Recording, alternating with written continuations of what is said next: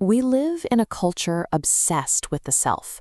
We curate our profiles, chase personal milestones, and measure our worth by our individual achievements. Yet this relentless pursuit is leaving us adrift in a sea of performative success.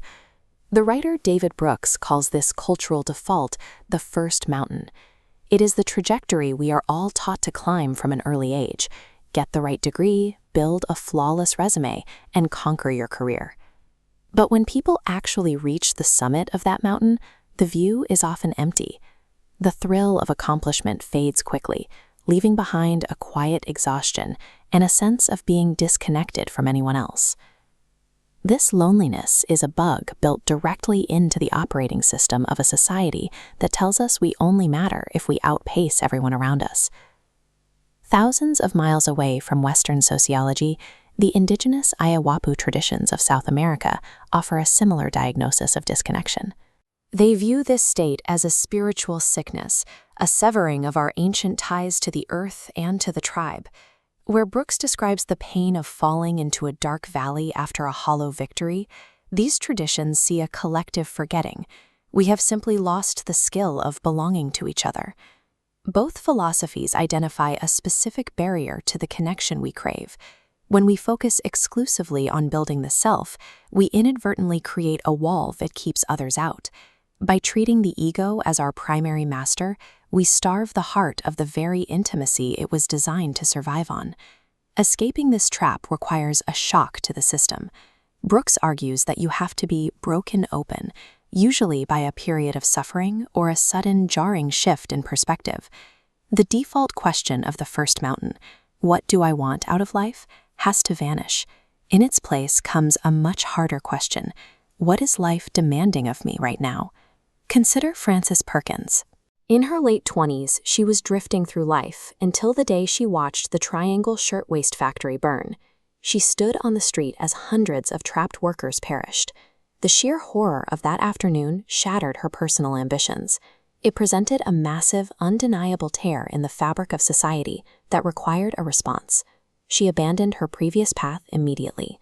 That fire summoned her to a lifelong vocation, fighting for worker safety and labor rights. The medicine songs of the ayahuasca traditions echo this exact mechanism of surrender. They explicitly instruct the listener to open their heart and leave rational analysis behind. You cannot spreadsheet your way to a meaningful life. True healing only begins the moment you stop trying to engineer your own success and surrender your ego to a larger reality. This brings us to moral inverse logic. To experience actual freedom, you intentionally bind yourself to something else. He outlines 4 specific ways: committing to a vocation, a spouse, a philosophy, and a local community. These aren't resume skills designed for the marketplace. They are daily structural habits that forge your moral character over decades. In the language of ayahuasca, this is the sacred vow. It is the conscious recognition that we do not own the earth, but rather we belong entirely to it and to each other.